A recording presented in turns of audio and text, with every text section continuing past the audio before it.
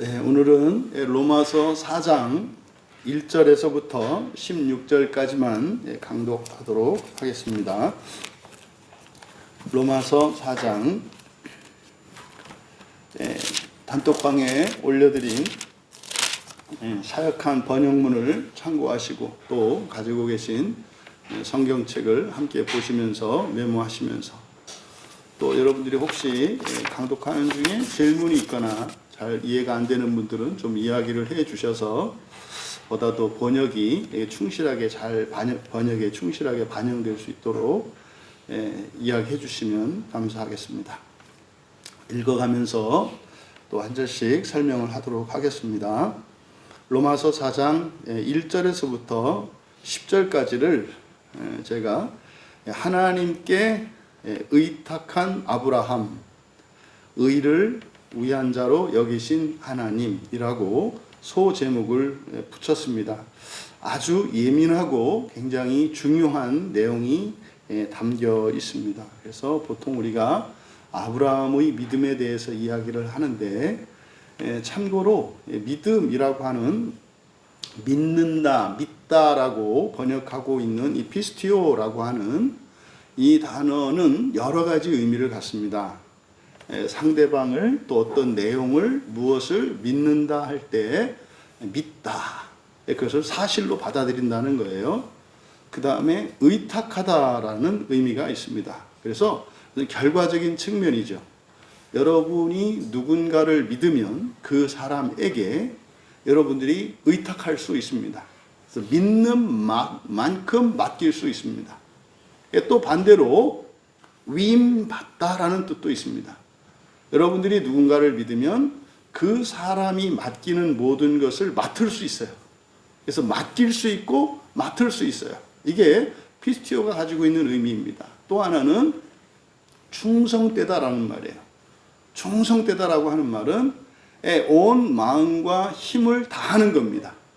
그래서 먼저 우리가 믿다라고 그냥 단편적으로 번역되어 있는 이 피스티오라고 하는 단어의 의미가 우리말 성경에서는 이렇게 단편적으로 믿는다 이렇게 번역이 되어 있기 때문에 원문의 뜻을 잘 나타나지 못합니다. 그래서 먼저 기독교에서 굉장히 중요하게 여기는 믿음이 1차적으로 어저께 우리가 3장에서 살펴보았던 건 뭐였습니까?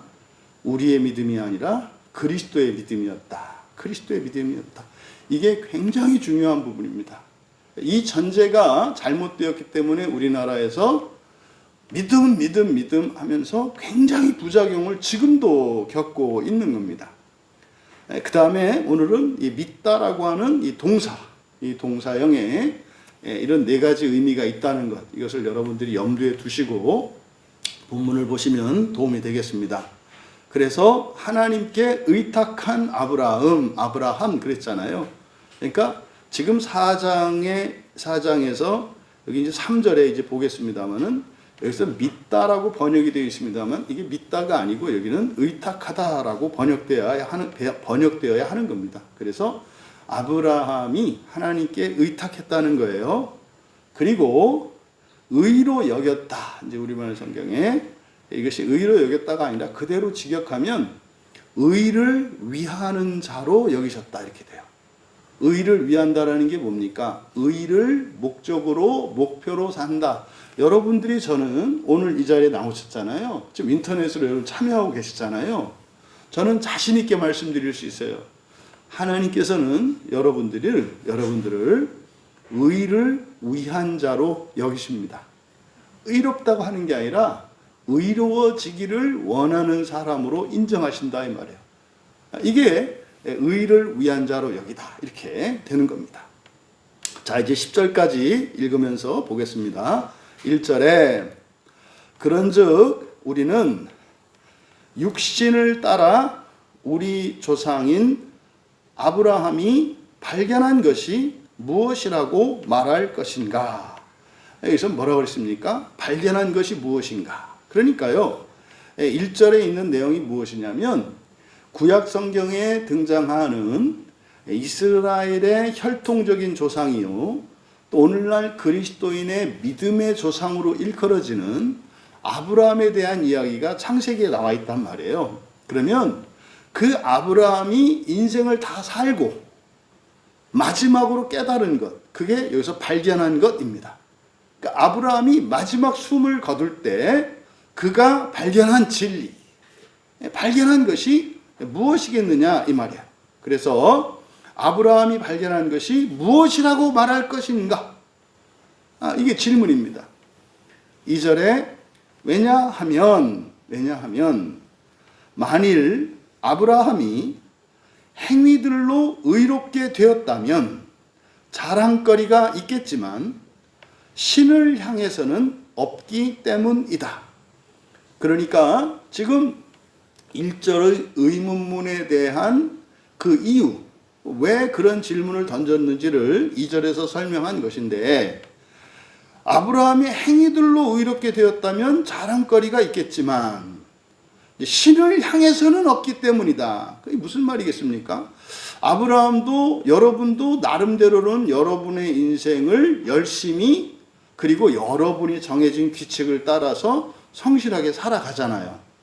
여러분들이 지금까지 살아오면서 잘한 일이 하나도 없겠습니까? 왜 없어요? 있죠.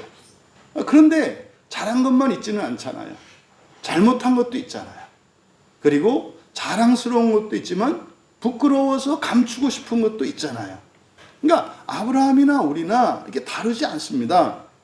그런데 아브라함이 행위들로 의롭게 되었다면, 여기서 이제 부득불 행위라고 번역을 했습니다만 한 일들이거든요. 한 일들로 의롭게 되었다면 우리는 알고 있어요. 창세기를 읽어본 사람들은 아브라함이 결코 뭐 이렇게 우리보다 더 위대한 일을 하지 않았다는 것을 압니다. 오히려 우리가 평생 동안 하지 않았고 앞으로도 죽을 때까지 하지 않을 부끄러운 일을 한 사람이 아브라함인 것을 압니다. 또 한편으로는 또 사실은 또 잘한 게 있죠. 그래서 아브라함이 만일 그랬잖아요. 만일 행위들로 의롭게 되었다면 자랑거리가 있겠지만, 나름대로 있겠죠. 잘한 게 있다면 잘한 걸 자랑거리가 있겠죠. 근데 그건 뭡니까? 인간적으로죠. 사람으로죠.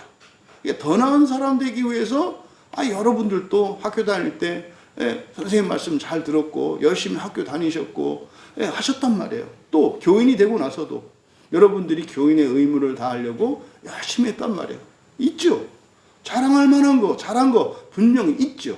그런데 다음입니다. 신을 향해서는 그랬어요. 신을 향해서는. 이게 신을 향하여라는 말은 이제 요한복음에서 굉장히 중요하게 여기는 말이라는 것을 우리가 알아요. 그러니까 요한복음의 내용을 제대로 이해하고 있지 않으면 이런 말씀들이 의미 있게 와닿지 않는 거예요. 그래서 이 프로스라고 하는 말은 향하여잖아요. 향하여.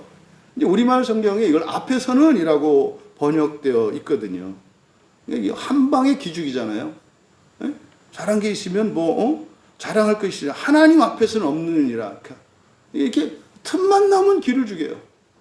하나님은 이렇게 자꾸 자신감을 높여서 한번 해봐, 할 수 있을 거야 이렇게 얘기하는데, 이놈의 교회는 틈만 나면 기를 죽여가지고 떨려서 못해. 이렇게 뭐 하려고 했다 또 틀리면 어떡하나, 또 이거 돌 맞으면 어떡하나.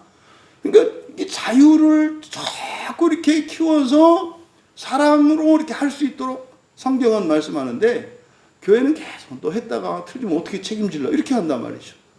지금 하나님 앞에서 당연히 없지. 하나님 어떻게 하나님 옆에서 그 인사람이 어디 있어요? 부활하고 나서야 되는 거지. 그게 아니라 앞에서는 아니라 보다 프로스 향하여다. 향하여. 그러니까 요한복음을 아는 사람들은 그게 뭐예요? 하나님을 향하여. 예수 그리스도도 성자 하나님도 하나님을 향하여. 성령도 하나님을 향하여. 우리도 그 안에서 하나님을 향하여. 이게 전부 하나님과 일체되기 위해서 온 만물이 살아가는 거거든요. 그 얘기를 하는 거예요. 근데 아브라함이 나름대로는 뭐 이런저런 거 뭐 한 거 있어서 잘났다 뭐 이렇게 할 수도 있겠지.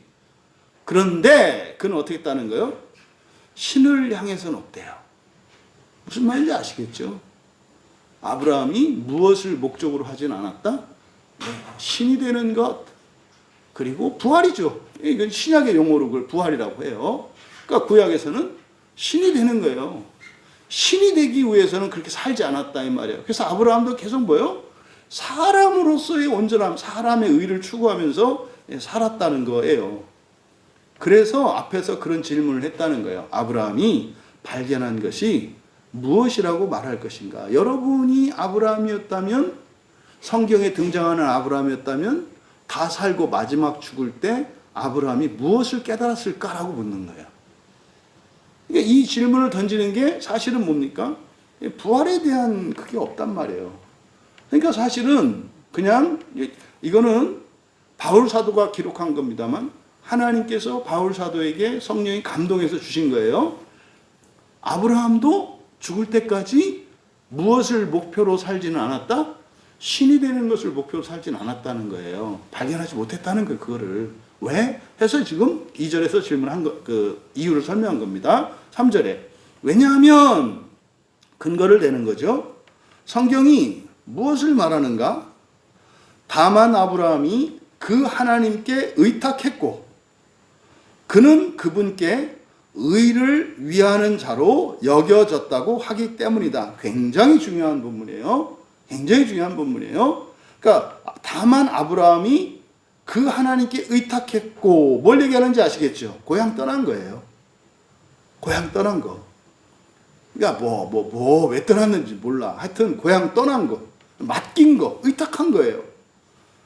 그런데 그분께 의를 위하는 자로 여겨졌대요. 무슨 말입니까? 그걸 떠난 것 자체가 하나님이 주시려고 하는 그것을 바라는 자로 그냥 여기셨다는 거예요. 근데 아브라함은 죽을 때까지도 뭔지 몰랐다는 거예요.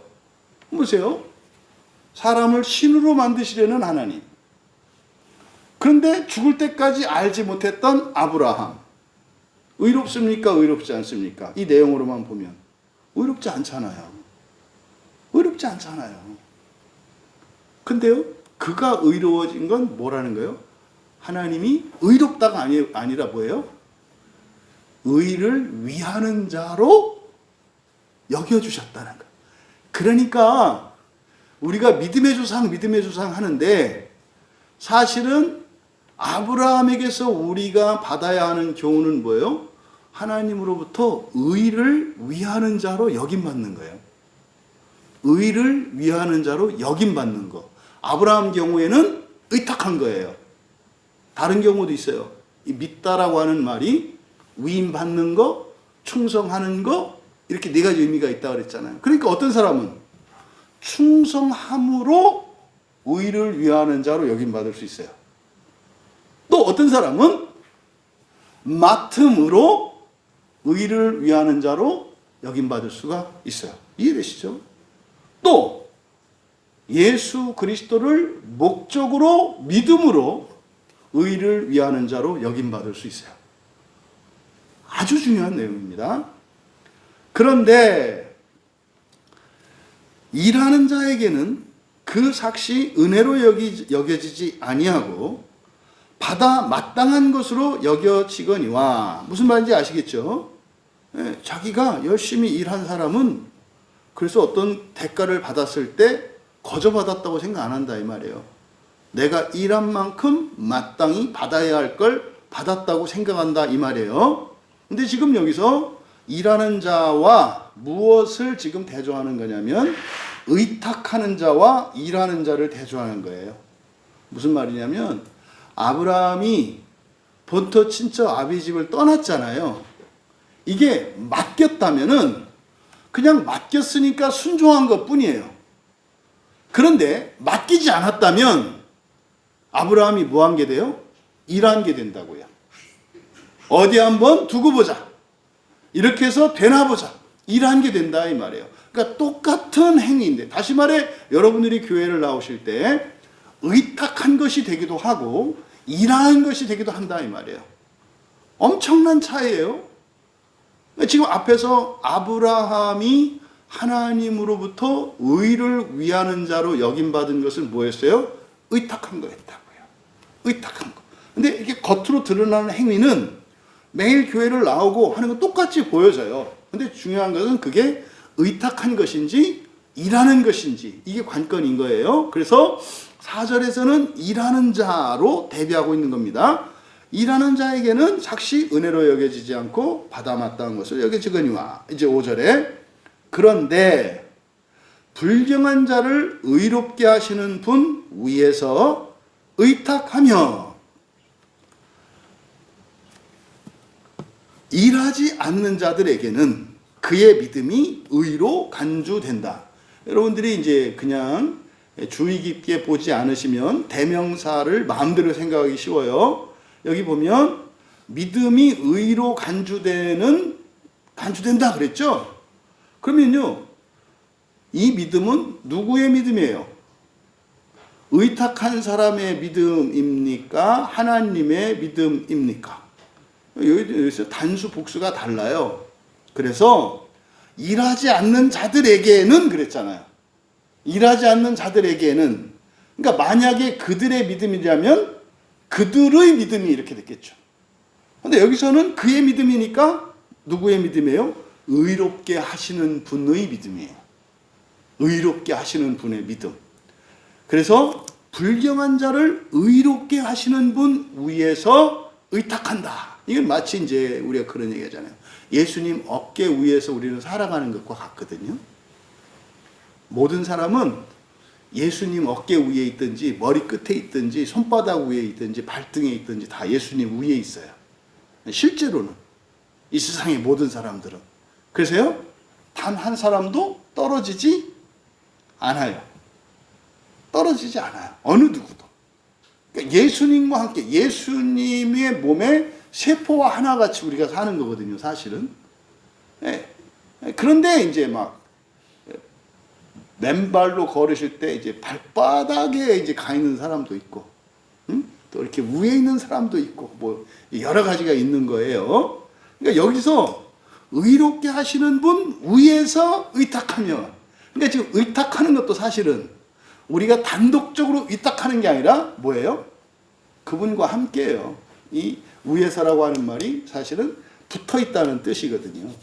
그래서 그분 위에서 의탁하며, 이제 앞에 아브라함 얘기로 가면 아브라함이 이렇게 순종해서 고향을 떠난 것도 사실은 누구 위에서 한 거라는 거예요?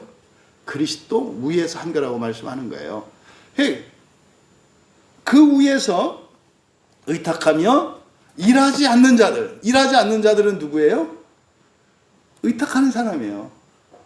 의탁하는 사람이라고. 그러니까 의탁하는 사람이 일을 안 한다는 게 아니라, 그러니까 아무것도 안 한다는 게 아니에요. 그 사람들의 하는 행위가 내 힘으로 내 목적을 위해서 내 계획대로 하는 게 아니라 순종하는 것뿐이다 이 말이에요. 그러니까 똑같이 살아가는데 어떤 사람은 일하면서 살고 어떤 사람은 의탁하며 산다는 것을 지금 설명하는 겁니다. 그 사람들에게는 무엇이 의로 간주된다? 그의 믿음이에요. 그의 믿음. 그러니까 그리스도의 믿음이죠. 그리스도의 믿음이 의로 간주된다. 나도 몰라. 뭐 예수님이 알아서 하기. 이 말이에요. 이 말. 요거라고요. 그러니까 단지 우리는 일상을 지킬 뿐이고요. 그것으로 무슨 뭐가 어떻게 된다는 생각 안 한단 말이에요. 주님이 하실 거라는 것을 믿는다 이 말이에요. 이어 6절에 그것은 마치 하나님이 행위들 없이도 의로운 것으로 여기시는 그 사람의 복을 다윗이 말하는 것과 같다. 이게 이제 시편 32편 인용입니다. 시편 32편 1절과 2절을 바로 뒤에서 이제 인용을 하는데 7절에 곧 불법들이 용서된 자들과 죄들이 가려진 사람들은 복이 있고, 불법들이 용서된 자들과 죄들이 가려진 사람들은 복이 있고. 여러분, 불법들이 용서된 사람들에 해당되는 게 누굴까요? 그러니까 먼저 불법들이 용서된 자들, 우리나라로 얘기해 보세요. 우리나라에서 불법들이 용서된 자들, 이게 누굽니까? 교회 안 다니는 사람이고요. 그리고 기독교가 들어오기 전에 이 땅을 살았던 사람들이에요. 불법이 뭡니까? 법이 없는 거예요. 법이 없는 거. 예수님을 믿지 않으니까, 성경을 믿지 않으니까 교회 안 나오잖아요. 또 우리나라에 기독교가 들어오기 전에는 하나님의 법이 알려지지 않았잖아요. 그러니까 그 안에서 사는 사람들은 그냥 불법이에요. 그래서 어떻게 해요? 예수 믿지 않으면 구원받지 못한다 이렇게 말하잖아요. 근데 여기 로마서 4장 7절에서는 뭐라고 돼 있어요? 불법들이 용서됐다 그래요. 불법들이 용서된 자들과. 그럼 이렇게 안 하죠. 용서된 사람도 있고 용서되지 않은 사람도 있다. 뭐 이렇게 얘기를 하죠.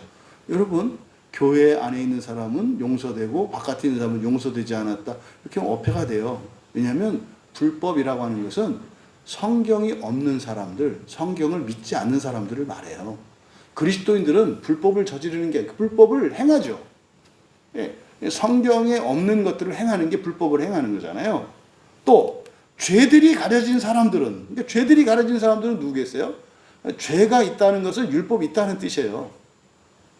율법이 있다는 뜻이라고. 사실은 민족으로 놓고 보면 불법이 용서된 자들이라고 하는 것은 다른 민족을 말하는 거고요. 죄들이 가려진 자라고 하는 것은 유대 민족을 말하는 거예요. 그러니까 불법이 된 자들은 용서되고 죄가 있는 죄들이 죄를 지은 사람들은 가려진다 이 말이에요. 그러니까요. 예수 안에 있으나 예수 밖에 있으나 죄는 어떻게 된다? 간과된다 이 말이에요. 간과된다. 굉장히 중요한 거예요. 이거로만 또 결론 가면 안 되고, 그런 사람들은 복이 있다. 그래서요, 사람이 복이 있다는 거예요. 사람이 복이 있다는 거예요. 왜요? 불법도 용서되고 죄들도 가려지기 때문에 복이라고. 그러니까 사람이 이 세상에 태어났을 때 복이 있는 첫 번째, 그리고 보편적으로 모든 사람에게 복이 있는 이유는 뭐예요? 예수님을 믿든 안 믿든 똑바로 살든 못 살든 일단 죄가 용서되고 가려진다는 거예요. 언제까지? 살아있는 동안이에요. 그러니까 예수님을 믿지 않아도 잘 살 수 있다는 생각을 하고요. 내 마음대로 살아도 괜찮다는 생각을 하는 거고요. 교회의 이름으로 사람들을 지옥에다 던져버리고 사람들을 분열시키고 미움을 조장하는 것도 괜찮다고 여겨진다고요. 왜요? 하나님이 용서하고 가려주시니까. 언제까지? 살아있는 동안이에요. 이게 로마서에서 굉장히 중요한 주제입니다. 네, 은혜가 있다고 해서 그러니까 은혜가 넘치니까 죄를 더 범하겠느냐? 이 중간중간에 나와요. 지금 여기서 바로 사람들은요, 불법들이 용서되고 죄들이 가려졌어요. 이게 그런 사람이 있다는 게 아니라 사람이라는 존재가 그렇다 이 말이에요. 사람이라는 존재가. 만약에 천사가 그랬어요. 즉시 지옥불로 던지십니다. 근데 사람은 어떻다고요? 인생 120년 동안, 이 얘기는 사실은 이미 창세기 6장에서 나온 말씀이에요. 창세기 6장에서 노아의 시대에 홍수가 일어나기 전에 하나님이 하셨던 말씀이죠. 심판하지 않는다. 심판하지 않는다. 심판하지 않는다는 것은 뭐예요? 잘못하더라도 그냥 기다려준다. 봐준다. 이거거든요. 그러니까 지금 바울 사도께서 하신 지금 요 말씀은 바로 창세기 6장 3절에서 사람은 어쩔 수 없기 때문에 얘들은 심판받을 대상도 아니야. 그래서 내가 온전하게 하고 난 뒤에 심판할 거야. 이미 이건 창세기 말씀을 지금 여기서 반복하는 거예요. 근데 이걸 갖다가 교회 다니는 사람들은 불법을 용서받고 죄도 가려지고, 그러니까 천하의 네 가지들이 교회에 다 모이잖아요. 그러니까 교회 다니면 사람이 이상하게 망가져요. 옛날에는 이렇게 좀 뭐 양심도 지키고 이랬던 사람들이 막 뻔뻔해지고 당당해지고 막 이렇게 막 가요. 정상적인 사람이 괄시받는 곳. 옛날엔 교회만 그랬는데 지금 세상도 다 그래. 이게 지금 세상이 이제 교회로 바뀐 건지 세상이 교회로 들어온 건지. 여기서 조심할 것은 뭐예요? 바로 여기서 용서받고 가려지는 존재는 특정한 사람이 아니라 모든 사람이에요. 그래서 사람들이 복이 있다고 말하는 거라고. 7절에 8절 주님이 죄를 셈하지 않으시는, 이거 보세요.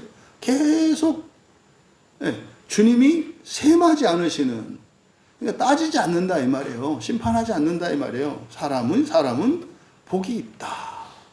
그러니까 여러분 6절과 7절에서 사람이 왜 복이 있는지를 다윗이 노래했다는 거예요. 근데요, 이 복은 사실은 그 복을 활용할 때라야 복이 되죠. 용서해 주시고 간과 이렇게 덮어주시는 이유는 뭡니까? 회개해서 메타노야, 그렇죠? 지성의 회개를 할 수 있도록 시간과 기회를 주시는 거잖아요. 근데 그렇게 하지 않으면 복이 나중에 뭐로 바뀌어요? 저주로 바뀌고 후회로 바뀌어요. 일을 하게 된다니까요. 그때 나에게 기회가 있었는데 그때 회개하고 지옥에 오지 말걸, 이렇게 된다 이 말이에요. 그래서 그 복 때문에 2배로 괴로워져요. 왜? 벗어날 기회가 있었는데 그걸 내 스스로 차버렸으니까. 이어 9절에 그런즉 이 복이, 이제 여기서 나오잖아요. 이거는 그냥 특정한 사람이 아니라 모두입니다, 이렇게 말씀을 드렸잖아요. 9절에 이 복이 할례자에게만 있느냐 혹은 무할례자에게도 있느냐. 왜냐하면 우리는 그 믿음이 아브라함에게는 의를 위한다고 여겨졌다고 말하기 때문이다. 여기서 할례자 무할례자 누굽니까? 유대인과 다른 민족, 다시 말해서 모든 사람이에요. 모든 민족이라고요. 그러니까 이 복은 태어난 모든 사람들에게 있다 이 말이죠. 10절에 그런즉 그가 어떻게 여겨졌느냐? 할례 때냐 무할례 때냐? 할례 때가 아니요 무할례 때였다. 여러분, 할례 받기 이전에 아브라함 자체가 언약 맺기 이전에는 율법과 언약 안에 있지 않았어요. 먼저 부르심을 받고 그 이후에 언약을 했고 그 이후에 할례를 했단 말이에요. 여러분, 부르심 받은 것이 의의 증거입니까? 할례 받은 것이 의의 증거입니까? 부르심 받은 거예요. 그러면 할례는 뭐예요? 의로운 표예요, 표. 할례를 받아서 의롭게 된 것이 아니라 먼저 부르심을 받아서 거기에 의탁함으로 그가 의를 위하는 자로 여김을 받았어. 정작 자기는 그렇지도 않았어. 하나님의 의를 추구하지도 않았다고. 근데 의탁함으로 하나님이 그냥 의를 위하는 자로 여겨주셨단 말이에요. 그래서 너는 의로운 자야 라고 펼쳐주신 게 할례라니까요. 이걸 오늘날 우리 그리스도인들에게 적용해 보세요. 세례가 먼저입니까? 여러분의 출생이 먼저입니까? 여러분의 출생이 먼저요. 여러분의 출생이 먼저라고. 아브라함이 부르심 받은 것은 여러분에게 있어서 출생이에요. 그거 아니고 교회 나온 거예요. 그러면 믿고 싶은 대로 믿으라고. 믿고 싶은 대로 믿으라고.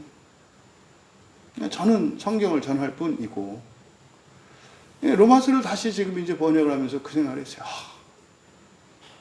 하나님은 세상 모두를 다 구원해 놓으셨어요. 다 구원해 놓으셨어요. 그리고 우리들더러 모두 구원하라고 하셔요. 하나님은 모두 구원해 놓으시고 교회더러 그리스도인들더러 모두 구원하라고 해요. 했더니 이놈의 새끼들이 한다는 얘기가 얘들만 이렇게 하는 거예요. 계속해서. 이해되시죠? 이게 교회. 하나님은 모두를 구원해 놓으시고 우리들에게 모두를 구원해 보라고 하신다고. 모두를 구원한 것은 이미 이루어진 거예요. 왜?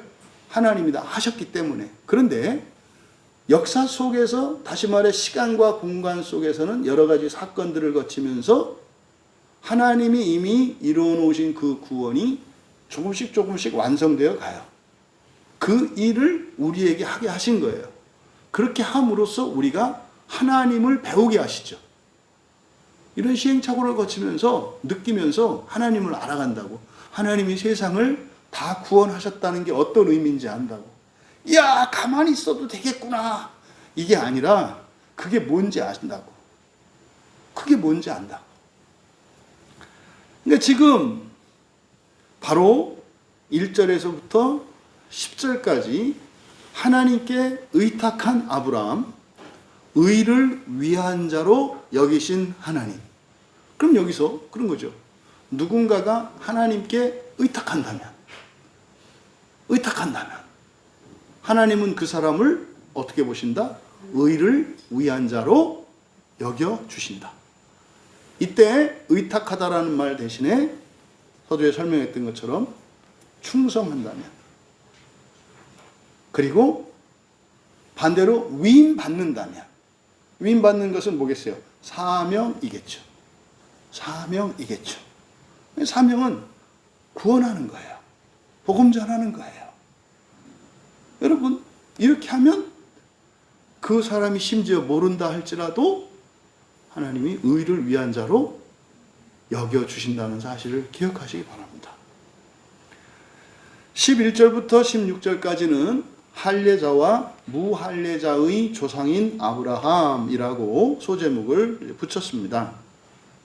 이제 그 연장선상에서 그 얘기를 하는 거예요. 11절.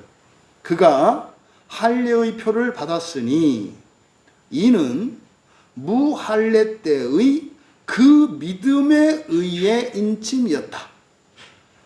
이는 그가 무할례를 통하여 믿는 모든 사람들의 아버지가 되기 위한 것이니 그들에게도 그 의가 여겨지게 하기 위함이었다. 그러니까 이것은 지금 의롭게 되어진 것과 할례의 시간적 순서, 논리적 순서, 이것을 설명하고 있어요. 그래서 할례를 받은 것은 할례를 받아서 그때 의롭게 된 게 아니라 할례를 받았다는 것은 그 앞에 어떻게 됐다는 거예요? 의를 위한 자로 여김받았던 표라는 거예요. 그러니까 오늘날로 치면 어떤 사람이 교회에 나와서 세례를 받았어요. 그러면 그것은 무엇으로 여겨지는 거예요? 의를 위하는 자로 여겨주시는 거예요. 그러니까 그 사람이 세례를 받고, 세례할 때 여러분들이 이제 세례식만, 세례 그 형식에만 여러분들이 생각을 가지는데, 세례는 사실은 무엇과 붙어 있는 거라고 했어요? 성찬과 붙어 있는 거예요. 그래서 세례는 홀로 있는 게 아니에요. 그래서 세례는 사실 뭡니까? 성례의 반쪽이죠. 성례는 세례와 성찬이 붙어 있는 거예요. 그래서 세례를 받았다라고 하는 이 말에는 성찬에 계속 참여한다는 것과 붙어 있는 거예요. 그래서 성찬에 세례받지 않은 사람은 참여하지 말라고 하는 거예요. 이해되시죠? 그래서 세례와 성찬은 뗄 수 없는 거예요. 그러니까 우리가 세례를 받고 성찬에 참여하고 있어. 그러면 그것만으로도 이 사람은 하나님으로부터 어떻게 여김받는 거예요? 의를 위한 자로 여김받는다고요. 아브라함도 죽을 때까지 그게 뭔지 몰랐다고요. 근데요, 그는 첫째 부활 했다는 거예요. 그러니까 여러분들이 세례를 받고, 이때 세례를 받을 때 사실은 의탁의 의미가 있거든요. 물속에 푹 들어가는 게 뭡니까? 내가 죽었습니다. 내가 십자가에 나를 못 박았습니다. 맡기는 거죠. 맡기는 의미예요. 그렇게 하고 성찬에 참여해. 그러면은요, 첫째 부활 한다는 얘기예요. 그래서 할례를 한 것과 그 할례의 의미, 그건 사실은 뭐다? 그 이전에 의탁했던 그것이 바로 그에게는 의로 여김받는 것이었다 이 말이에요. 그래서 이렇게 하신 이유는 그죠? 아브라함 시대는 아직 몰라요. 그 뒤에 야곱의 이름이 이스라엘로 바뀔 거고, 이스라엘의 12지파가 이스라엘 전체를 대표하고, 이제 그들을 통해서 앞으로 온 세상으로 구원의 복음이 펼쳐질 거라는 거 아브라함은 아직 몰라요. 아직 모르잖아요. 그런데 아브라함을 할례받기 이전에 그를 의롭게 하신 목적. 그러니까요, 기독교가 들어오기 이전, 또 예수님을 믿기 이전, 앞에서 설명드린 것처럼 여러분들은 그 사람이 의로운 자로 여김받는 그것은 사실은 출생이에요, 출생. 그래서 그 다음에 그래서 지옥에 가고 안 가고, 이거는 사실은 누가 결정하는 거예요? 각자가 결정하는 거예요. 그러니까요, 지옥에 가지 않을 수 있어요. 모든 사람은. 근데 지옥에 가는 거는요, 하나님이 심판주로 오신다. 우리 개혁주에서 예수 그리스도를 창조주로, 구속주로, 심판주로 이렇게 이제 설명을 하잖아요. 그때 심판주라고 하는 것은 주권자고요. 예수님은 한 말씀도 안 하신다니까요. 여기가 마지막 백보자 심판 자리예요, 이렇게.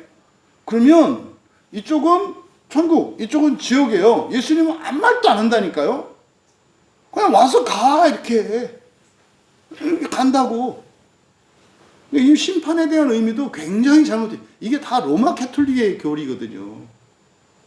그러니까 그렇게 해야 자기들이 이게 권세가 있잖아요. 아무만 안고 있는다고 그러면 그거 아무 힘이 없잖아요. 무시할 거 아니에요, 사람들이. 그래서 사실 그렇게 안 한다. 예수님이 결정한다. 근데 그 결정권을 우리한테 줬다. 이게 완전히 마귀짓이에요. 이거를 오늘날 교회에서도 이 짓을 하고 있다니까요. 여러분, 지금 아브라함이 바로 기독교인뿐만 아니라 유대인뿐만 아니라 비기독교인과 다른 후손들도 다른 후손들의 조상이기도 하다, 이 말이에요. 왜냐하면 복음, 이 구원의 복음 진리가 아브라함을 통해서 처음 계시되었기 때문에 사실은 아브라함 이전의 조상도 다 그 밑에 있는 거예요. 구원과 관련해서는. 여러분들이 1세대 신앙이라면 여러분의 조상들도 여러분이 영적으로는 조상이 돼요. 육체적으로는 여러분들의 할아버지 할머니이실지 모르지만 영적으로는 여러분들이 조상이 된다고요. 그래서 육체의 시간과 영적인 시간이 달라요. 그래서 예수님을 주님이라고 할 때 아브라함도 날 주님이라고 그랬어. 놀랄 노자 아니에요. 응? 조상이 나보고 차라리 호로자식 아닙니까? 그게 영적인 시간과 물리적인 시간, 카이로스와 크로노스의 의미를 모르기 때문에 그러는 거예요. 그러니까 여러분들이 1세대 신앙이라면 영광스럽게 생각하세요. 근데 이게 하면서도 저는 이제 마음이, 내가 이렇게 살아왔기 때문에 안 영광스럽고 싶거든. 안 영광스럽고 모태신앙으로 살았으면 하는 생각이 있거든. 근데 어쨌든 또 그 뭐 모태신앙은 모태신앙의 유익이 있고 첫신앙은 첫신앙의 영광이 있다, 이거요. 그 얘기를 하는 거거든요. 그래서 모두의 조상이라는 거, 이것만 좀 바뀌어도 기독교인들이 그렇게 밴댕이 소갈머리 같은 그리스도인들은 없어질 건데, 네? 얼마나 칼제비 노릇을 하는지, 얼마나 오늘날 교회가 사람들을 지옥으로 던지는 일에 혈안이 되어 있는지. 그러니까요, 제가 단언코 말씀드릴 수 있어요. 한국 개혁주의 목사님들을 향해서 제가 외쳐요. 마귀짓은 그만해라. 하나님은 모두를 구원하셨고 당신들에게 모두를 구원해 보라고 하신다. 막상 그렇게 해보려면 진짜 구원하고 싶지 않은 사람들을 만날 것이고, 또 구원받아야 하는데 몸부림치고 저항하는 사람을 보면서 여러분 가슴이 쥐어짜는 듯한 아픔을 느끼실 거고, 그러면서 주님의 마음을 알게 될 거예요. 근데요, 그거 싫어서 공부하는 거 싫고, 계속 공부하는 거 싫고, 그리고 다른 사람 때문에 마음 아프기 싫고, 다른 사람들을 끝까지 포기하지 않는 게 너무 힘들어서 포기하기 위해서 개혁주의 신학을 절대시하고 있다면 당신은 마귀의 앞잡이다. 어떻게 담임 목사가 구원받지 못한 것 같은 교인들을 보고 마음이 안 아플까요? 안 아파요. 내가 알거든요. 어떻게 그래요? 안 아프다니까요. 그리고 자기가 틀릴 수 있다는 생각을 한 번도 안 해요. 자기가 모르는 게 있다는 것을 절대로 인정하지 않아요. 왜요? 공부 안 할 수 있는 좋은 방법이거든요. 왜요? 모르는 책이 나와. 그러면요, 공부해야 되잖아요. 모르는 거니까. 이거를 공부 안 할 수 있는 방법은 뭐예요? 틀린 책. 이러면 되잖아요. 틀린 책. 이런 공부 안 해도 되잖아요. 또 성경을 계속 연구 안 해도 돼요. 왜요? 잘못 알았던 것이, 진짜인 줄 알았던 것이 잘못이라는 걸 알게 됐어. 그럼 이걸 증명하기 위해서 엄청 노력해야 되고, 사람들한테 욕도 먹어야 되잖아요. 뭐, 그것 때문에 잘못하면 엄청난 해를 입을 수도 있거든요. 안 할 수 있는 방법이 있어요. 네. 맞는 게 맞는 거다. 해 아래 새 것이 없다. 그럼 어떻게 돼요? 안 해도 돼요. 신경 꺼도 돼요. 우리 교인들은 제 말이 무슨 말인지 이해되실 겁니다. 개혁주의 목사님들은, 그러니까 한국 개혁 자칭 개혁주의라고 하는 한국 목사님들은 제가 조금 전에 한 설명 못 알아듣습니다. 절대로 못 알아듣습니다. 절대라는 말이 좀 조심스럽긴 한데, 이게 자칭이라는 말을 붙인 거예요. 그러니까 이거를 못 알아듣는 사람들은 자칭 개혁주의라고 생각하시면 돼요. 이건 개혁주의가 아니라 자칭 개혁주의야. 자칭 개혁주의. 여러분, 편하게 살고자 하면 성령의 가르침을 받을 필요도 없어요. 지금은 성령님도 입 다물어야 돼요. 성령님이 잘못됐다고 가르쳐 주시면 어떻게 해요? 개혁주의 이름으로 명하노니 귀신아 물러가라. 이렇게 한다고요. 그러니까 또 성령님은 나가실 수 없잖아요. 그러니까 어떻게 해요? 가만히 있어야 돼. 이렇게. 마치 늙으신 할아버지 할머니가 된 어머니 아버지들이 뒷방 노인네로 물러가서 아무 소리 안 는 것처럼. 왜요? 그냥 가정의 평화. 내 자식이 불효자 되는 걸 막기 위해서 있는 거지. 왜? 내가 40대로 말하면 이 자식들이 날 내쫓을 거거든. 나 내쫓는 건 상관없는데 그것 때문에 내 자식들이 동네 사람들한테 욕먹을까 봐 마음이 아파. 그래서 어떻게 해요? 입을 딱 닫고 뒷방으로 물러나는 거죠. 여러분, 이런 일들이 지금 이 한국 교회 안에 일어나고 있어요. 너무너무 마음이 아파요. 아브라함은 그래서 어떻다? 모두의 조상이라는 거예요. 그래서 12절에 그리고 그는 할례의 조상도 되었나니 오직 할례로부터 나온 자들에게 뿐만 아니라 무할례 중에 우리 조상 아브라함의 믿음의 자치를 따르는 자들에게도 그러하다. 조심하셔야 돼요. 여기서 아브라함의 믿음의 자치, 그러니까 사실은 이 믿음의 자치할 때 이 믿음도 의탁이라고 번역을 해야 적당한데, 이렇게 하면 너무 이제 이 믿음의 의미가 퇴색될까봐, 믿음의 자치라고 할 때 여러분들이 이해하셔야 돼요. 이 믿음의 자치라고 하는 것은 아브라함이 막 부활을 믿었고 뭐 이렇게 신이 되는 걸 이런 이야기가 아니에요. 믿음의 자치라고 하는 것은 뭡니까? 뭔지도 모르고 그냥 주님께 맡기고 따라만 왔고 죽을 때까지도 몰랐는데 그것을 의롭다고 하신 걸 말하는 거예요.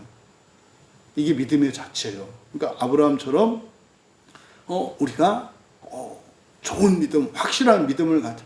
말도 안 되는 소리예요. 말도 안 되는 소리예요. 아브라함에게 우리가 배울 것은 딱 하나예요. 뭐예요? 의탁한 거. 의탁한 거. 13절에 왜냐하면 아브라함이나 그 후손에게 세상의 상속자가 되는 언약은, 조심하셔야 돼요. 아브라함이나 그 후손에게 할 때 여러분들이 아직도 이렇게 경도되어 있어서 구약 성경에 나오는 유대인들로 생각하시면 안 돼요. 앞에서부터 지금 계속 얘기한 게 뭐예요? 아브라함은 뭐다? 할례자나 무할례자의 조상이다예요. 그러면 아브라함이나 그 후손에게 그럼 어떻게 됩니까? 아브라함과 모든 사람이에요. 이 후손은 아브라함을 따라서 난 그 후손을 말하는 거 아니다 이 말이에요. 세상의 상속자가 되는 언약은 법으로 말미암은 것이 아니요 오직 믿음의 의로 말미암은 것이기 때문이다. 또 믿음의 의, 법의 의 나오지요. 믿음의 의 할 때 이 믿음은 누구의 믿음? 그리스도의 믿음, 하나님의 믿음. 법의 의는 누가 지켜요? 우리가 지켜요. 우리가 지켜서 완전해지는 것, 법의 의. 또 예를 들어서 불교는 불교의 의가 있고 유교는 유교의 의가 있고 권율장군 신을 섬기는 무당은 그 신의 그 법의 의가 있죠. 다 그 법을 지켜서 순종해서 완전하게 된다고요. 근데 그건 다 뭡니까? 세상의 의라고요. 세상의 의. 그리고 우리의 공로로 우리가 일해서 얻는 의라고요. 근데 믿음의 의는 뭡니까? 사실은 하나님의 믿음으로, 다시 말해서 하나님께서 창세 전에 정해 놓으셨고 그래서 이루어지는 의예요. 그래서 바로 이것은 법의 의가 아니라 뭐다? 믿음의 의로 말미암은 것이기 때문이다. 그럼 바로 뭡니까? 상속자 되는 거잖아요. 상속자 되는 것은 여러분 상속자가 되려면은 반드시 부활을 해야 상속자가 됩니다. 여기서 세상이라고 번역한 코스모스가 우주라고 그랬죠. 그래서 지구에 있는 땅을 가지고 나눠서 이렇게 상속하는 거 아니에요. 창조세계 전체의 땅이라고요. 해와 달과 별은 물론이요. 우주에 있는 모든 별들이 여러분의 것이 될 거라고요. 근데요, 그렇게 되려면 여러분, 영하 275도 이렇다는데, 그거 추면 안 되잖아요. 불평할 거 아니에요. 춘대 보냈다고. 그래서 저 태양 이런 데로 보냈더니 또 거기 또 너무 뜨겁다고 뭐라고 할 거 아니에요. 그러니까 환경에 전혀 영향받지 않고, 씩 웃으면서 완전한 세상으로 창조할 수 있는 자가 돼야 되잖아요. 그게 부활이라니까요. 그게 부활이라고요. 그거는 어떻게 된다? 믿음의 의로. 믿음의 의라는 게 뭐예요? 하나님의 새 창조를 말해요. 하나님이 다시 창조해 주셔야 된다. 이게 부활을 말하는 거예요. 14절. 왜냐하면 만일 법으로 난 자들이 그 상속자들이 이미 되었다면, 1차적으로 법으로 난 자라고 할 때 율법이라고 하지 않고 법이라고 하는 것은 이거는 하나님의 율법이 그들 민족만의 법으로 바뀌었기 때문에 법으로 지칭한다 그랬어요. 또 하나, 그러면은 그들의 법뿐만 아니라 각 민족마다 가지고 있는 법이 있잖아요. 그럼 이 법에는 모든 종교와 모든 민족, 모든 나라의 법이 포함이 돼요. 그러니까 율법도 하나님의 뜻을 거스르면 그냥 법이 돼버려요. 성경도 하나님의 뜻에서 벗어나면은 그냥 법이 돼버려요. 그래서 뭐 기독교인들 다 알잖아요. 은혜 얘기하지만 다 법 아래 있다는 거 다 알죠. 왜요? 하나님의 뜻과 다른 구원관과 신앙관을 가지고 있으면 말은 은혜요, 말은 사랑이라고 하는데 막 가르거든요. 구원받은 자, 구원받지 못한 자. 정말 이 칼빈하고 오거스틴은 뭐 인류사에서 정말 존경받을 만한 천재거든요. 그래서 엄청난 정말 공로를 세웠죠. 대신 또 반대로 일반인들은 절대로 저지를 수 없는 엄청난 잘못도 동시에 했어요. 원래 그런 거예요. 평범한 사람은요, 평범하게 잘하고 평범하게 잘못해요. 근데요, 엄청난 사람은요, 엄청나게 잘하고 엄청나게 잘못해요. 어떤 게 좋은 것 같으세요? 그거는 답 없어. 그건 답 없다고. 그래서 우리는 어떻게 해야 돼요? 엄청난 잘못에 대해서는 분별할 줄 알아야 된다고요. 우리가 개혁주의자, 저도 개혁주의 신학을, 신학적으로는 제가 개혁주의자거든요. 왜냐하면 개혁주의만큼 성경의 복음을 드러내는 신학이 없어요. 제가 아는 한.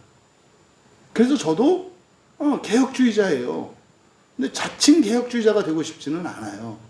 개혁주의는 성경 안에 n분의 1이거든요. 성경 안에 n분의 1로서 개혁주의를 말하지, 성경을 삼켜버리는 개혁주의는 중세 로마 교회 교황주의의 아류예요. 짝퉁 리틀 포프주의 이렇게 되는 거예요. 오늘날 그렇게 돼 있거든요. 근데 여러분, 여기서 이 우주적 구원이라고 하는 거, 여러분들 항상 세계관은 구원 이렇게 하면 우주 전체를 염두에 두셔야 돼요. 그래서 가끔은 뭐 해라? 별도 좀 보고 하늘 좀 봐라. 왜? 아이고, 여러분 땅이 거기 있는데 왜 안 보냐고. 응? 아니, 사람들이 저 주식 투자하는 사람들 보면 맨날 그거 보더만. 에? 그리고 저 아파트, 이게 부동산 투기하는 사람들은 그 맨날 그 동네 보더만. 자기 땅이 있는 저기를 왜 안 쳐다보느냐, 이 말이에요. 내 땅 아니라고 생각하니까. 그래서 진정한 그리스도인들은 어떻게 해요? 노천명 씨가 얘기했잖아요. 하늘 보는 거라고. 응? 가끔 하늘을 보는 게 우리의 왜? 소망이 저기 있거든. 내 땅이 저기 있거든. 제발 뭐 강남 땅 몇 평, 뭐 제발 이런 거 갖고 하지 말자, 쫀쫀하게. 응? 지구에 100배 1000배 되는 땅을 갖고 있는 사람들이 어디가 알짜라게 알짜고 진짜 좀 그러지 말자. 좀 스케일 좀 그러지 맙시다, 우리는. 에? 좀 손해보고 괜찮아. 너무 거짓 감정에 휘둘리지 마. 에? 그 한들 뭐 더 나아질 것도 없잖아. 그런 거 연연해 하지 마세요.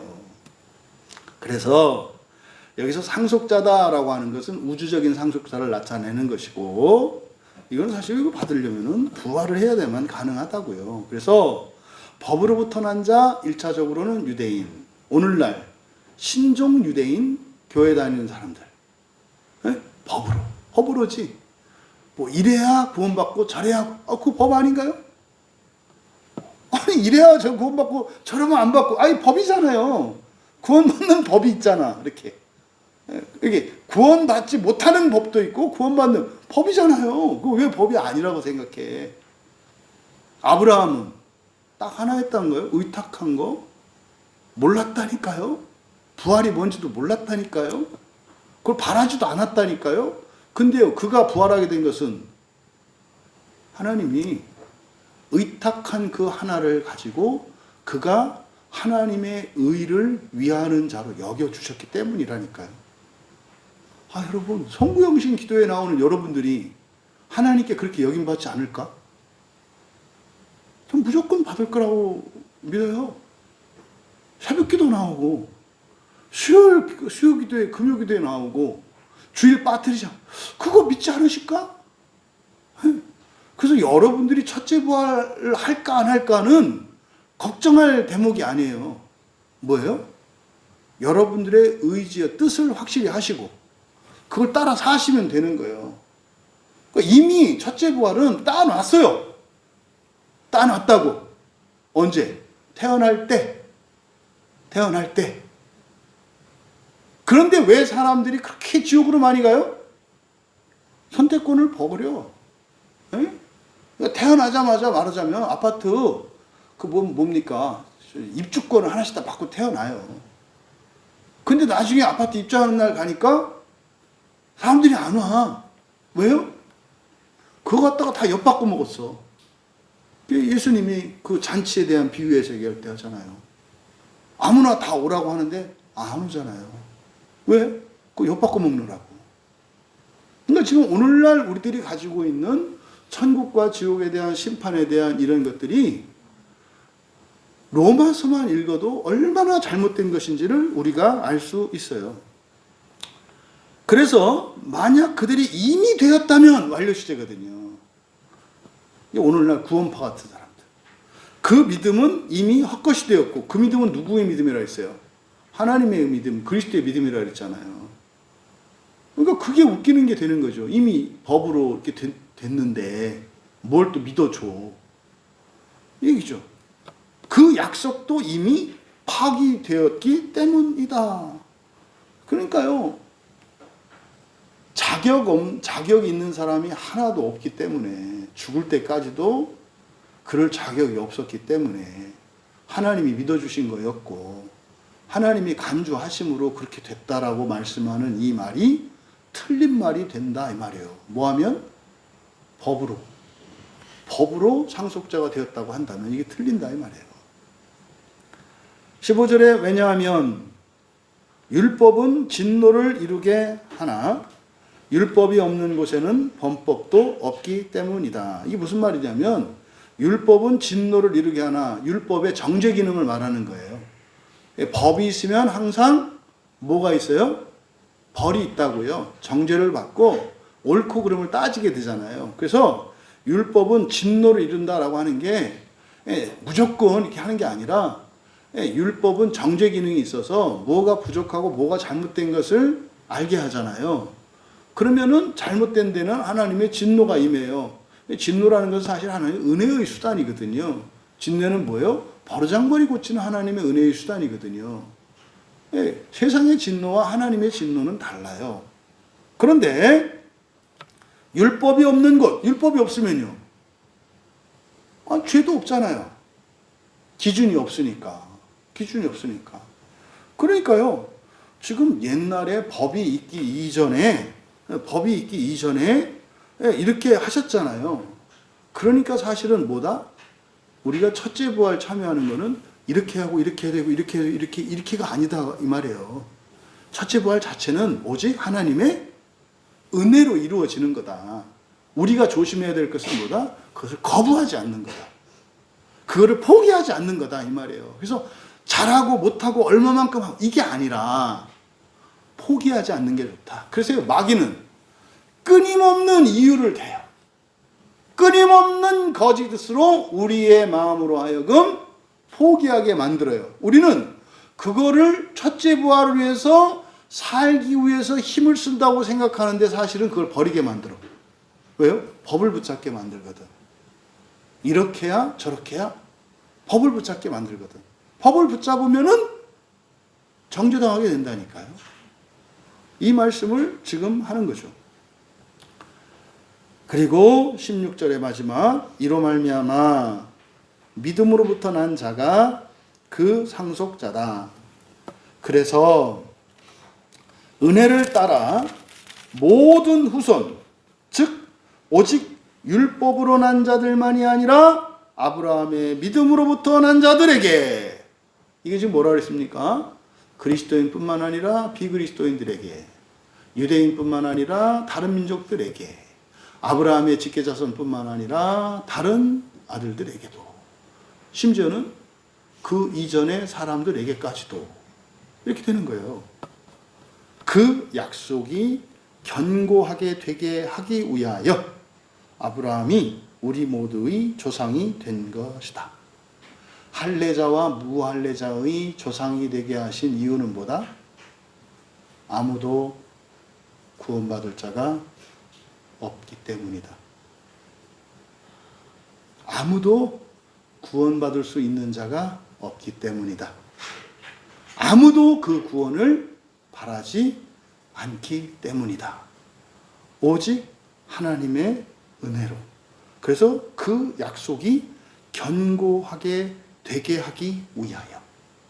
그래서 그가 하나님을 전적으로 믿었거나 율법을 따라 살았거나 이런 게 아니라 오히려 그에게 자격 없음이 그 사람으로 하여금 신앙과 혈육의 모든 조상이 되게 하신 이유였다는 거예요.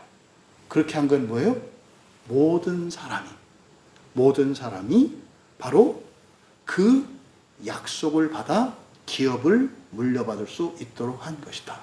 그러면요, 여기까지 내용을 가지고 그러면 누가 지옥 가나요?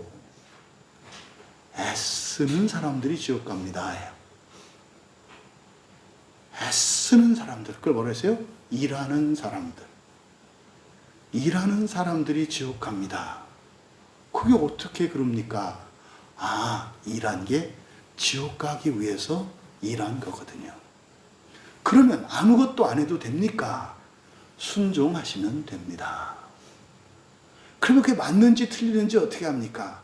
그냥 맞는다고 생각하는 대로 하세요. 그러면 됩니다. 왜요?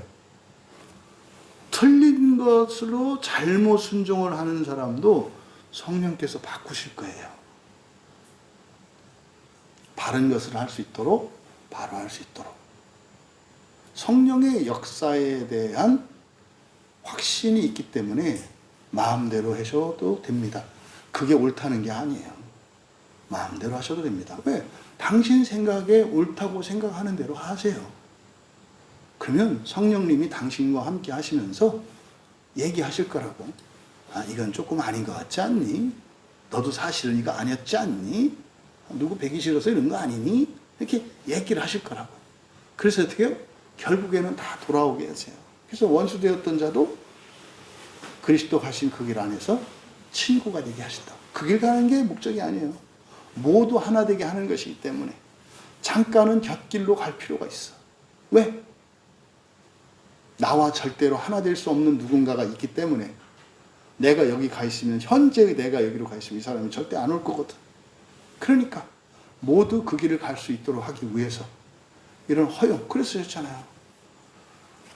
모든 불법도 용서하시고 모든 죄도 덮어주신다, 가려주신다.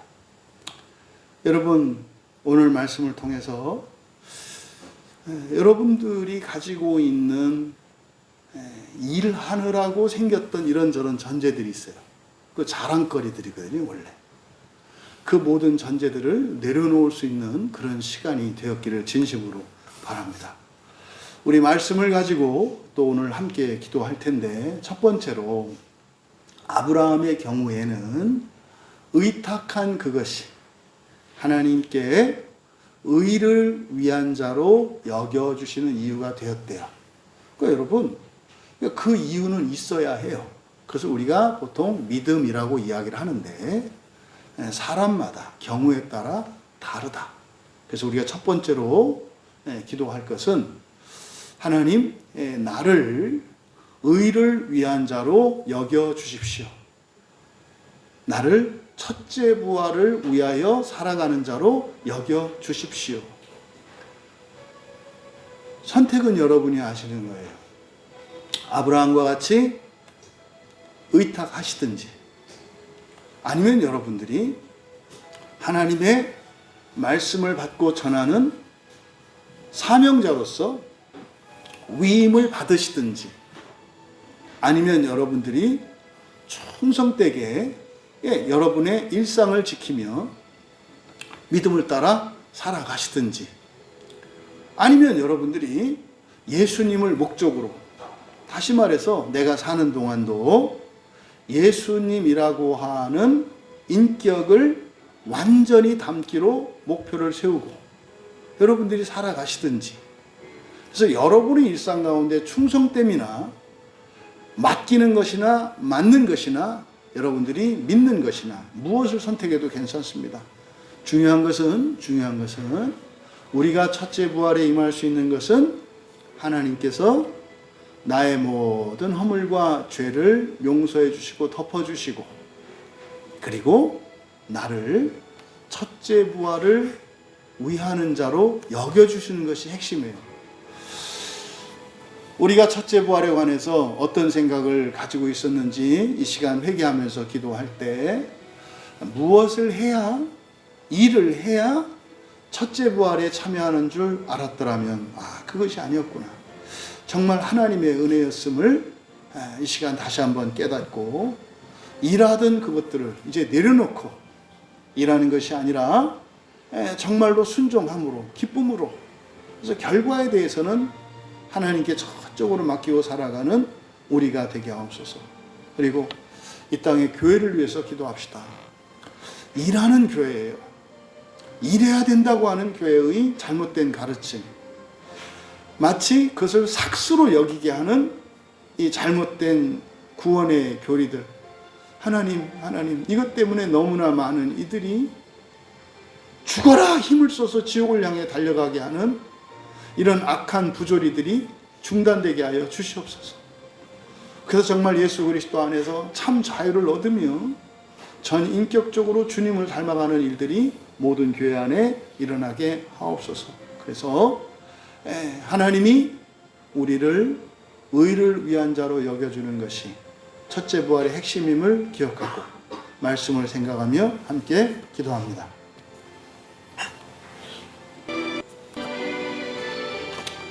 마지막으로 세 번째 우리가 함께 말씀과 관련해서 기도할 때 하나님께서는 이 세상을 완전히 모두 다 구원해 놓으신 것을 믿으며 구원하라고 하신 하나님의 선하신 뜻을 생각하며 기도합니다.